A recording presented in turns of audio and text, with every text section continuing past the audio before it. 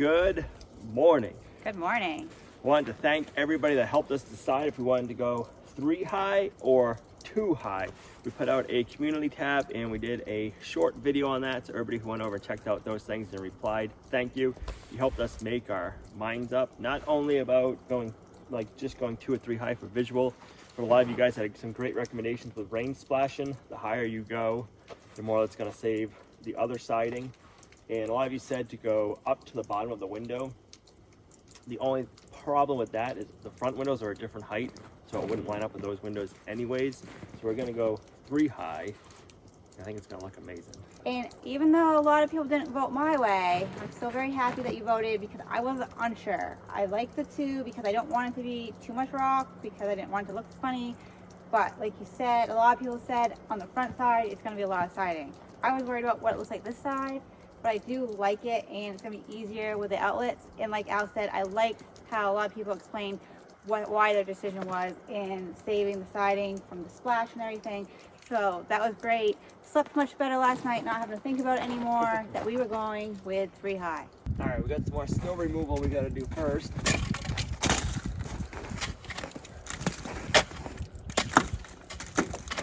Come on.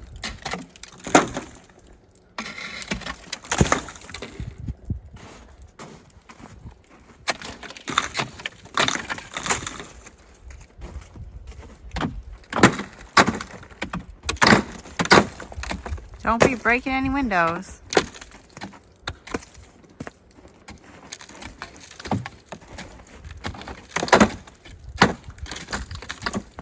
I'll have to listen if we hear any creaking and cracking. It means the rest of the snow is going to come off, so we better get out of the way. It's not too much, but No.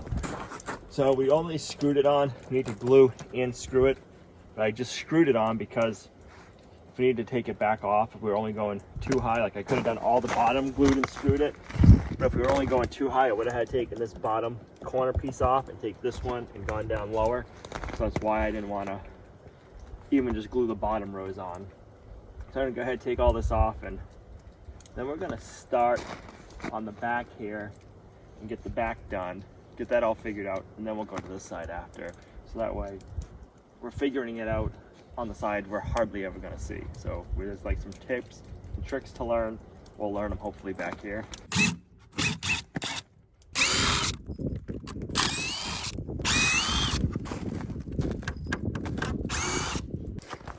so we do have some sun out today, which is great. It's been pretty gloomy the last few days, so we really just feel so much better when the sun's out.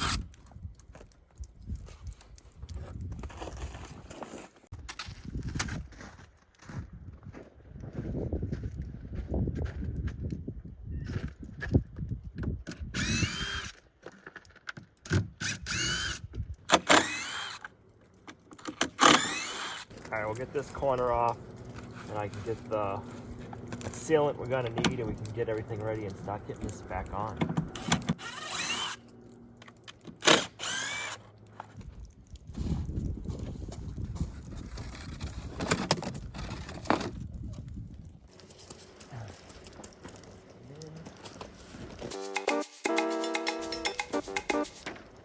So we snapped the chalk line, and I stood back and looked at it and took some measurements down this end, and it was off. So we're just going back and we're running a level down it and making it right, and it's off on this end quite a bit. I'm not exactly sure 100% why, but something got off even though we leveled it.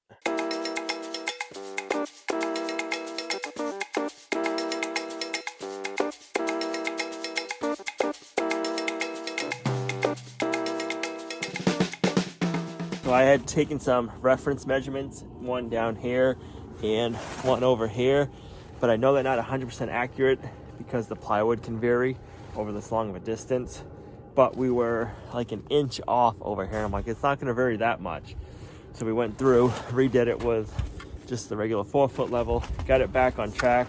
We're just above that reference mark and we're right on that reference mark. I feel a lot better now about starting the stone, knowing it's gonna be straight. All right, so we have 2 different kind of caulking or glues we want to use. We have liquid nails we're putting on the back side, and then we have the big stretch, which we're going to put on the shiplap joints.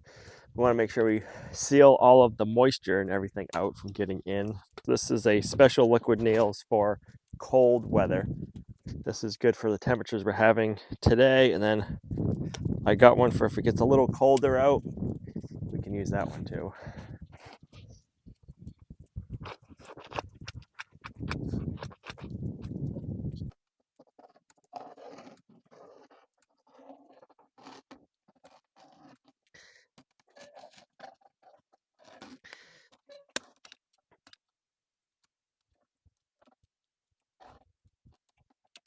First official piece going up.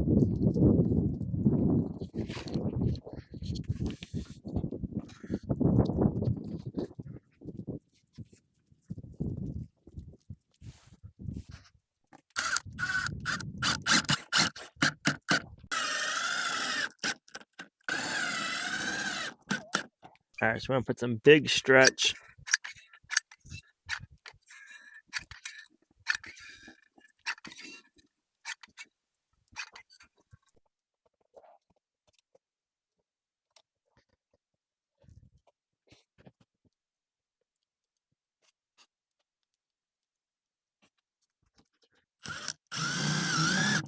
So you also sometimes have to face screw them. So especially in this first row, I'll put a screw in probably like right here because it's a little loose. What I found is GRK made deck screws that are gray. They'll match somewhat, but they also make a color caulking to go around and fill your holes in that match this perfectly. But I figure I might as well use a gray screw at the same time. Just before I do that, let's just double check. That is perfect. Awesome.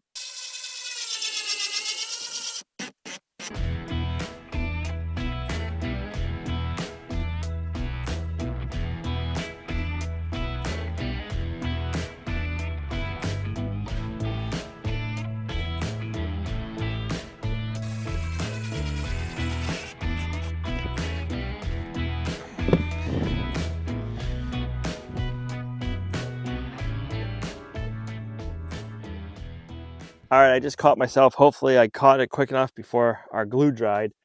I started with the full piece first. I need to start with the half piece and then this on top. So I'm gonna try to just go back, take this out a little bit, then I can get these screws here, put our little section in, and then start over. Luckily, hopefully I caught it quick enough so it's not that we gotta take all this back down. I think having our chalk line off got me all flustered.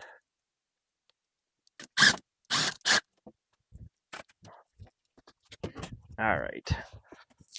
Okay, it's gonna be easy peasy. Fix it, right? All right, we'll be back in a minute. I gotta take this whole row down because this one's gonna start this much more over, so we're about 6 inches short. So we gotta take down 1, 2, 3, 4, 5, 6 of them. We'll just lay them here so we know we'll put them kind of back in this order. All right, it could have been a lot worse. Could have had the whole first row and say all the way up to the top done. Luckily, we didn't.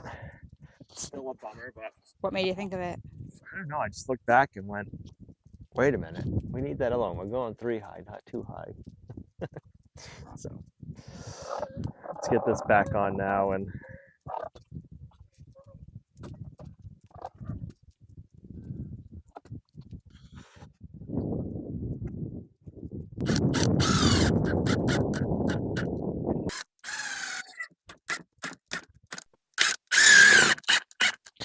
all right, now we can stop back where we had just taken apart.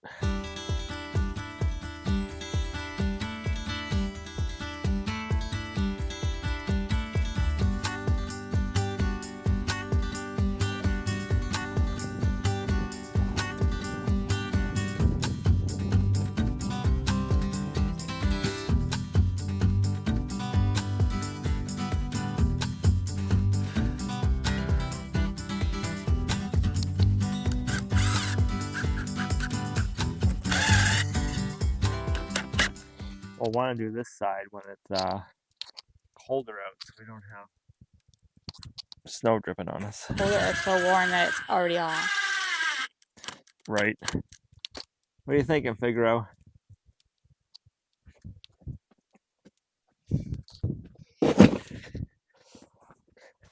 All right, so that is a 2. We don't want to go with another 2.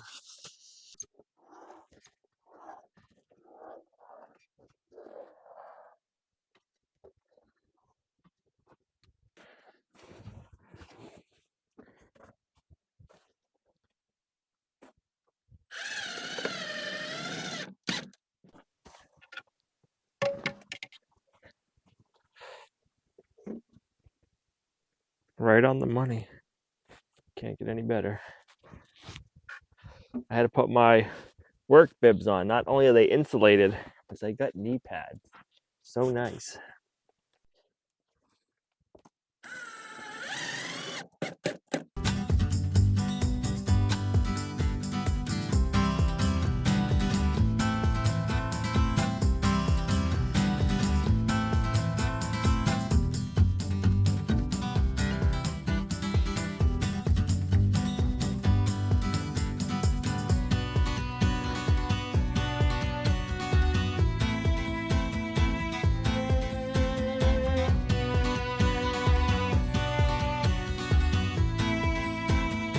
Try to reach so you can hold it. But you can't.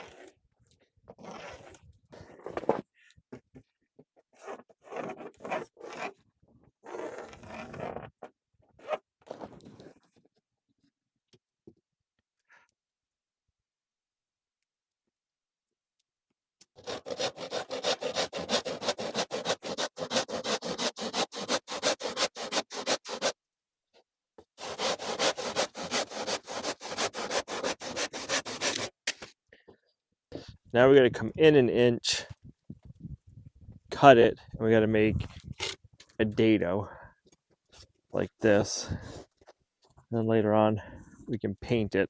Not today because it's too cold to paint.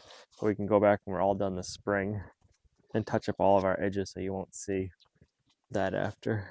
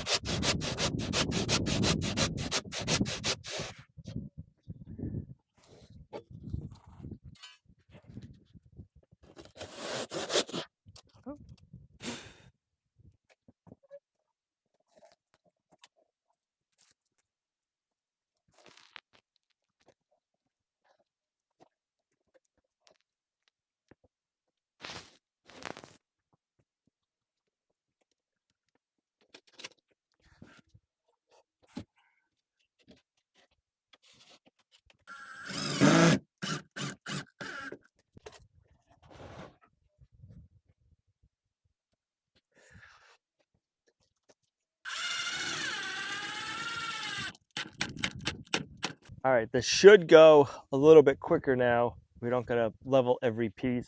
We have a couple of things we gotta cut out for.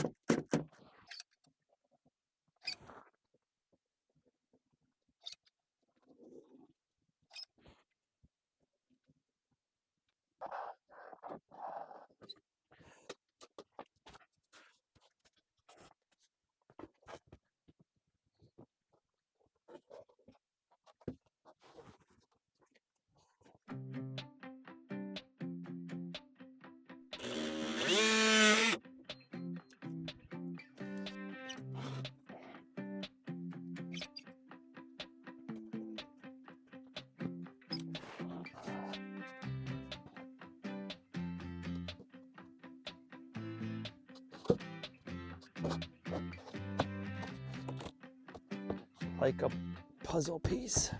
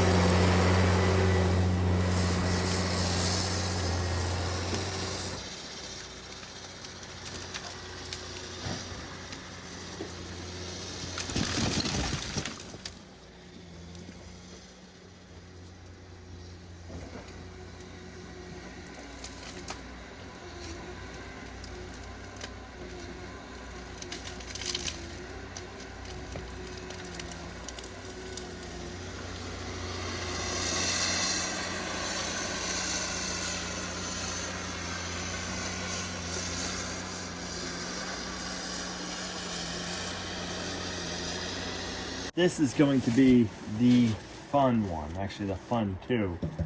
We have our regulator and we have our dryer vent and then all of this stuff right here.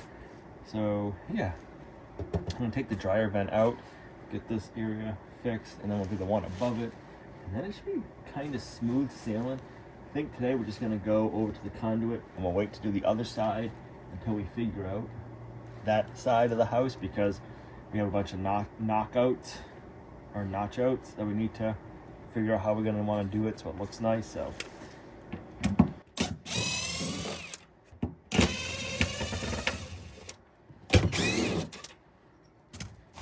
alright, I got it unattached from inside. Now let's get these undone.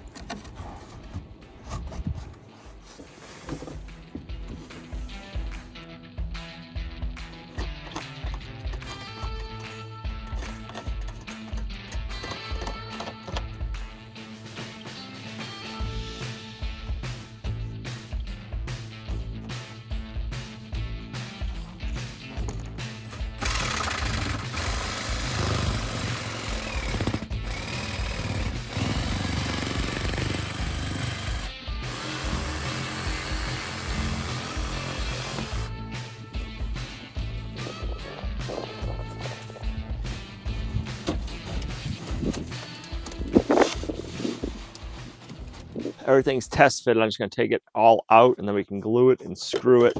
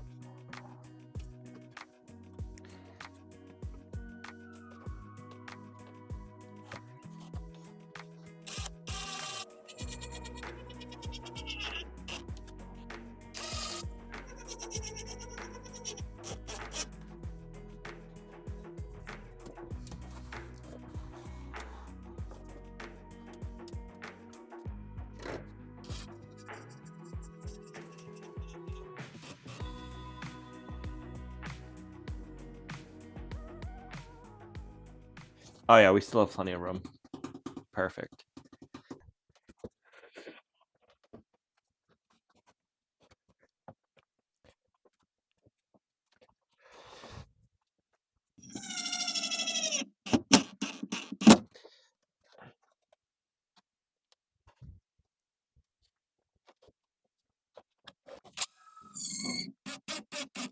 I want to make sure that the ledger works behind this and we're not hitting once we're level. Oh, we should be fine. But that's that.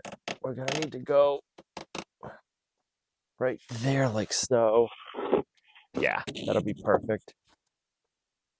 Not a problem.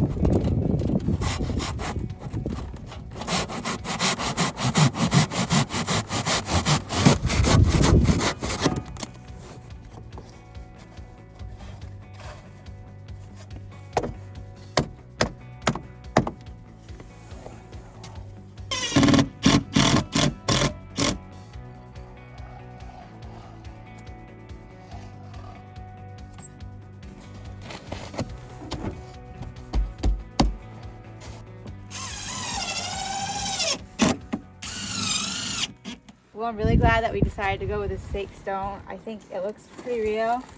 It goes on really easy. I can carry it. I can help. I think it's awesome. I like all the different textures. It's really going to pop up to get the siding on there. I just don't have the ledger cap. It's really going to break it up. This also acts as a rain guard or a rain cap. So you have your siding. This is tapered. So when the rain, when it hits the siding and comes down, it'll hit this and it'll shoot it out off of the stone. So it'll keep a lot of the water and splash up further out. And this is the back of the house. Imagine what the front will look like. We need to clean our Heatmaster outdoor wood boiler. This has two chambers the way it burns. You have the firebox up top and it keeps the fire going between like 400 and 500 degrees max. And then down below, it burns the gases of the wood. It's a gasification outdoor boiler. And it gets fine ashes down there. So we got to clean the reaction chamber out today. I haven't done it yet. We've burned probably about 1.5 cords of wood so far since we fired this up. So we're gonna clean it out and then we're gonna put it right into the tractor bucket. I'm gonna open our bypass door so it lets the smoke and everything go up and out the chimney. Then I'll open the top door, keep that open, and then I'll open up the reaction chamber door. And they give us some tools to clean that out. I'll pull all the ash out and then I'll put it into the bucket. I gotta count to 10. And then also, I'm probably just gonna put the wood ash out on the pasture. We don't have a compost pile going. If I had a compost pile going, I would add it to our compost pile. We don't have one yet, so next year.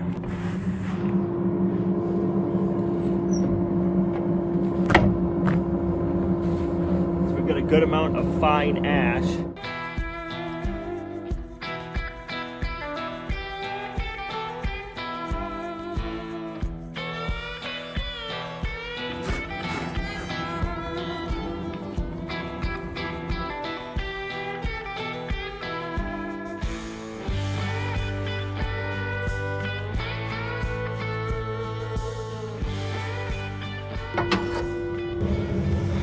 down in here you have your reactor chambers. This right here is the chamber itself where everything burns. It recirculates the gas and reburns the gas from the wood. And then this is where all the ash was. I just had to drag it out. And then that tube too was filled, so I had to drag that out. So yeah, we're looking good. The fire burns up here. Basically it's burning the wood and getting all the gases out of the wood, and then it sucks it down below into the gas chamber, reburns the gas, and then it goes up and out the chimney. Let me shut this up.